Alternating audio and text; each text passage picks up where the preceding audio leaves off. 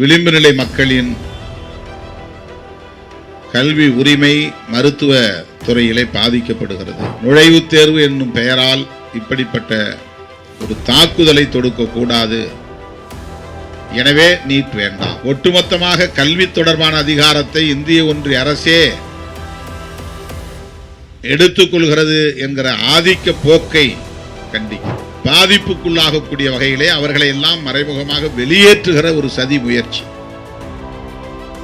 அவர்களை வெளியேற்றுகிற ஒரு சதி முயற்சி.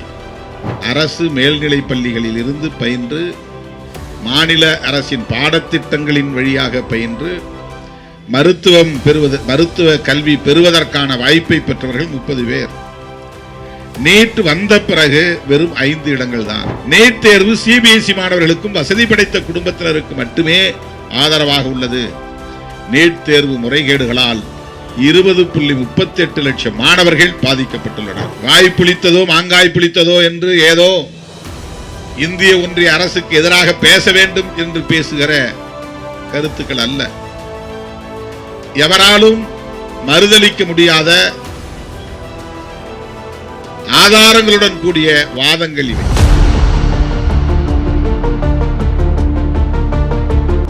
நீட் தேர்வை நடைமுறைப்படுத்துவதிலே இருக்கிற சிக்கல்கள் அல்லது குளறுபடிகள் ஒரு புறம், அந்த குளறுபடிகளுக்காக நீட் தேர்வு வேண்டாம் என்று நாம் சொல்லவில்லை. குளறுபடிகள் இருக்கின்றன என்பதை மக்களுக்கு வெளிச்சம் போட்டு காட்டுவதற்காக சொல்லுகிறோம், அவ்வளவுதான். ஆனால் நீட் தேர்வு வேண்டாம் என்று நாம் வலியுறுத்துவதற்கு முதன்மையான காரணம், இதனால் சமூக நீதி பாதிக்கப்படுகிறது என்பதுதான். சமூக நீதி என்னும் கோட்பாட்டுக்கு எதிரானது. அதை குழி தோண்டி புதைப்பதற்கு இது ஏதுவாக அமைகிறது. விளிம்பு நிலை மக்களின் கல்வி உரிமை மருத்துவ துறையிலே பாதிக்கப்படுகிறது. மாநில அரசுக்கான அதிகாரம் பறிக்கப்படுகிறது. ஆகவே மையத்தில் உள்ள அதிகாரத்தை பயன்படுத்தி விளிம்பு நிலை மக்களின் மீது இப்படிப்பட்ட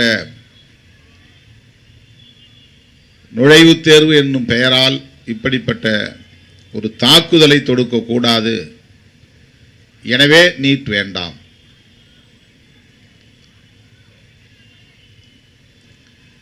எழுநூத்தி மார்க்குக்கு 720 மார்க் எப்படி எடுத்தான், 719 எப்படி வந்தது, 718 மதிப்பெண்கள் எப்படி வந்தன,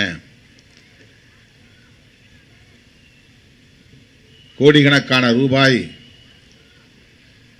நீட் தேர்வு தொடர்பான ஊழல் முறைகேடுகளில் புழக்கத்தில் உள்ளன. இதற்கென்று பயிற்சி தருகிற தனியார் நிறுவனங்கள் கோடி கோடியாய் கொள்ளையடிக்கின்றன. இவையெல்லாம் இதை நடைமுறைப்படுத்துவதால் ஏற்படுகிற பாதிப்புகள் என்பதால் சுட்டிக்காட்டுகிறோம், அவ்வளவுதான். ஆனால் அடிப்படையில் இந்திய ஒன்றிய ஆட்சியாளர்கள் மாநில அரசுகளை ஒரு பொருட்டாக மதிக்கவில்லை. மாநில அரசுகளின் அதிகாரத்தை பறிக்கிற வகையில் ஒட்டுமொத்தமாக கல்வி தொடர்பான அதிகாரத்தை இந்திய ஒன்றிய அரசே எடுத்துக்கொள்கிறது என்கிற ஆதிக்க போக்கை கண்டிக்கிறோம். இதுதான் மிக முக்கியமானது. இந்திய ஒன்றிய ஆட்சியாளர்கள் கல்வி தொடர்பான அதிகாரம் ஒத்திசைவு பட்டியலிலே இருக்கிற காரணத்தினால் அதை பயன்படுத்தி தான் தோன்றித்தனமாக செயல்படுகிறது. மாநில அரசுகளின் உரிமைகளை பறிக்கிறது. இது எந்த வகையிலும் ஏற்புடையதல்ல என்பது முக்கியமானது. விளிம்பு நிலை மக்கள், ஏழை எளிய மக்கள், அரசு பள்ளிகளில் பயிலும் குடும்பத்தை சார்ந்த மாணவ செல்வங்கள் முதல் தலைமுறையாய் படிக்கிற குடும்பங்களை சார்ந்த மாணவ கண்மணிகள் பாதிப்புக்குள்ளாகக்கூடிய வகையிலே அவர்களை எல்லாம் மறைமுகமாக வெளியேற்றுகிற ஒரு சதி முயற்சி, அவர்களை வெளியேற்றுகிற ஒரு சதி முயற்சி. எல்லோருக்கும் பொதுவானது நுழைவுத் தேர்வு. யார் வேண்டுமானாலும் எழுதலாம், யார் வேண்டுமானாலும் அதில் தேர்ச்சி பெறலாம். அதன் மூலம் யார் வேண்டுமானாலும் மருத்துவ கல்வியை பெறலாம் என்று பொதுவான ஒரு தோற்றத்தை உருவாக்கிவிட்டு எளிய குடும்பங்களை சார்ந்தவர்களை வெளியேற்றுகிற ஒரு சதி முயற்சி இதிலே இருக்கிறது. ஆகவே அந்த சதி முயற்சி சமூக நீதிக்கு எதிரானது என்பதுதான் நம்முடைய குற்றச்சாட்டு. ஐயா அவர்கள் விரிவான அறிக்கையை வெளியிட்டிருக்கிறார். இந்த அறிக்கையிலே மிக முக்கியமானது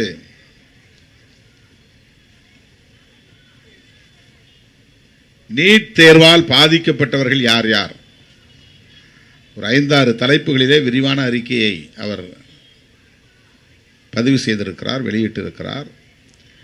அதிலே 4வதாக உள்ள பத்தி நீட் தேர்வால் பாதிக்கப்பட்டவர்கள் யார் யார். 2016 நீட் இல்லாத போது, நீட் என்கிற நுழைவுத் தேர்வு நடைமுறையில் இல்லாத போது அரசு மேல்நிலை பள்ளிகளில் பயின்ற மாணவர்கள் பெற்ற இடங்கள் 30. மருத்துவ கல்விக்கு போட்டியிட்ட மாணவர்கள் அரசு மேல்நிலை பள்ளிகளில் இருந்து பயின்று மாநில அரசின் பாடத்திட்டங்களின் வழியாக பயின்று மருத்துவ கல்வி பெறுவதற்கான வாய்ப்பை பெற்றவர்கள் 30 பேர். நீட் வந்த பிறகு வெறும் 5 இடங்கள் தான். அரசு மேல்நிலை பள்ளியிலே படித்த மாணவர்கள் எவ்வளவு பேர் பாதிக்கப்பட்டிருக்கிறார்கள்.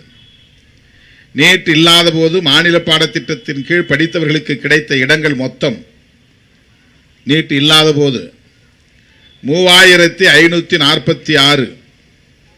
நீட் வந்த பிறகு 2314. இதனால் ஏற்பட்டிருக்கிற இழப்பு 1232 இடங்கள். நீட் வந்த பிறகு 1232 மாணவர்களுக்கு கிடைக்கிற வாய்ப்பு பறிபோய் இருக்கிறது என்கிற புள்ளி விவரத்தை தன்னுடைய அறிக்கையிலே நம்முடைய ஆசிரியர் அவர்கள் பதிவு செய்திருக்கிறார். நீட் இல்லாத போது 2016 சிபிஎஸ்இ பாடத்திட்டத்தின் கீழ் பயின்ற மாணவர்களுக்கு கிடைத்த இடங்கள் வெறும் 12. நீட் வந்த பிறகு அவர்களுக்கு கிடைத்த இடங்கள் 1220. 12 எங்கே, 1220 எங்கே? 20 மடங்கு அதிகம். பொதுவாக சிபிஎஸ்இ பாடத்திட்டம் என்பது தனியார் நிர்வாகத்தின் கீழ் இயங்குகிற பள்ளிகள். நடுத்தர வர்க்கத்திற்கு மேலே உள்ளவர்களின் பிள்ளைகள் படிக்கிற இடங்கள். லட்சக்கணக்கிலே, ஆண்டுக்கு லட்சக்கணக்கிலே பள்ளி கல்வி கட்டணம் செலுத்தக்கூடிய வலிமை உள்ள குடும்பங்களை சார்ந்த பிள்ளைகள் தான் அதிலே படிக்க முடியும். அரசு பள்ளிகளில் படிக்கிற பிள்ளைகளால் அந்த பள்ளிகளில் சேர்ந்து படிக்க முடியாது. ஆகவே நீட் இல்லாத போது 12 பேர், நீட் வந்த பிறகு 1220 பேர், மொத்தம் 20 மடங்கு அதிகரித்திருக்கிறது. தமிழ்நாடு அரசால் நியமிக்கப்பட்ட நீதிபதி AK ராஜன் தலைமையிலான குழு தந்திருக்கிற புள்ளி விவரம் 2022 ஆண்டு தமிழ்நாட்டில் உள்ள மொத்த இடங்கள், மருத்துவ கல்விக்கான மொத்த இடங்கள் 6999. கிட்டத்தட்ட ஒரே ஒரு இடம் குறைவு, 7000 இடங்கள். 7000 இடங்கள். அரசு கல்லூரிகள், அதிலே அந்த 7000 அரசு கல்லூரிகள், அரசு மருத்துவக் கல்லூரிகள் 4349. நிகர்நிலை பல்கலைக்கழகங்கள், டீம்டு யூனிவர்சிட்டிஸ், அந்த பல்கலைக்கழகங்களுக்கு கிடைத்திருக்கிற அனுமதி 2650 இடங்கள். சிபிஎஸ்இ மாணவர்கள் எப்படி தரவரிசையிலே வாய்ப்பை பெற்றிருக்கிறார்கள் என்பதையும் பதிவு செய்திருக்கிறார். முதல் 10 ரேங்க், அதில் சிபிஎஸ்இ மாணவர்கள் 8 பேர். ஃபர்ஸ்ட் டாப் 10 பேர் எடுத்துக்கிட்டால் அதில் 8 பேர் சிபிஎஸ்இ. 2 பேர் தான் மாநில பாடத்திட்டம்.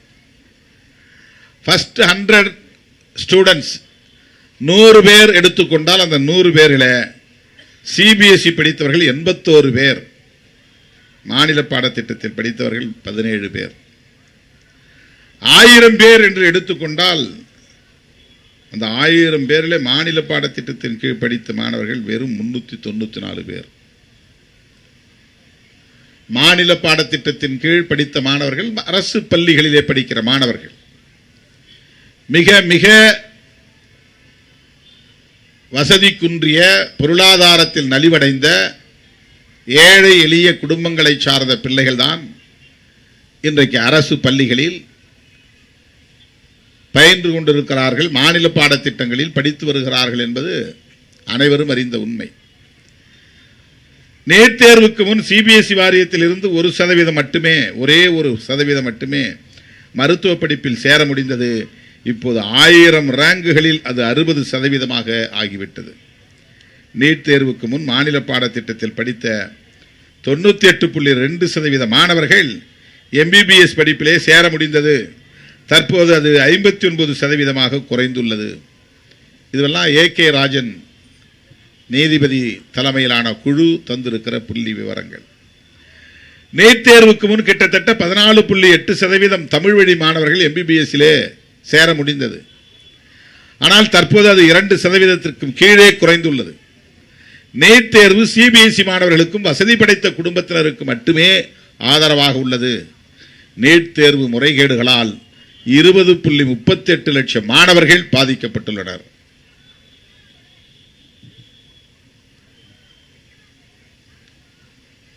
இந்த திட்டம் யாருக்காக கொண்டு வரப்பட்டிருக்கிறது?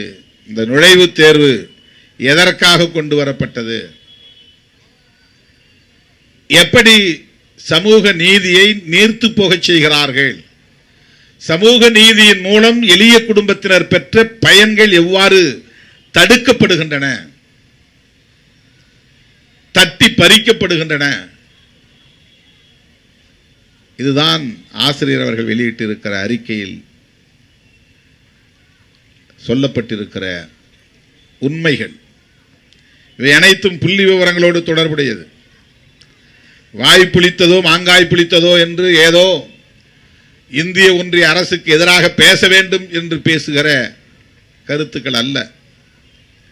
எவராலும் மறுதலிக்க முடியாத ஆதாரங்களுடன் கூடிய வாதங்கள் இவை. விடுதலை சிறுத்தைகள் தொடக்க காலத்திலிருந்து வலியுறுத்துகிற கருத்து இந்தியா முழுவதும் நீட் கூடாது என்பதுதான். தமிழ்நாட்டில் மட்டும் என்று நாம் சொல்லவில்லை. ஒட்டுமொத்தத்தில் எல்லா மாநிலங்களும் இதனால் பாதிக்கப்படுகிறது. மாநில பாடத்திட்டங்களின் கீழ் படிக்கிற மாணவர்கள் அனைவரும் பாதிக்கப்படுகிறார்கள். இந்திய ஒன்றிய அரசின் மேலாதிக்க போக்கு இதிலே வெளிப்படுகிறது. மாநில அரசுகளுக்கு எதிரான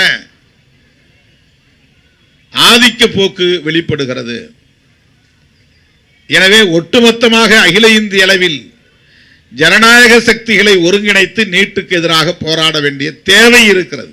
எனவே நீட்டை ஒழிப்பதாக இருந்தாலும் சமூக நீதியை காப்பாற்றுகிற இந்த அறப்போராட்டத்தில் நாம் சங் பரிவார்களை புரிந்து கொள்வதும் சங் பரிவார்களுக்கு எதிரான செயல் திட்டங்களை வரையறுப்பதும் தான் நம் முன்னால் இருக்கிற மிக முக்கியமான சவால் என்பதை சொல்லி இந்த வாய்ப்புக்கு நன்றி கூறி முடிக்கிறேன். நன்றி, வணக்கம்.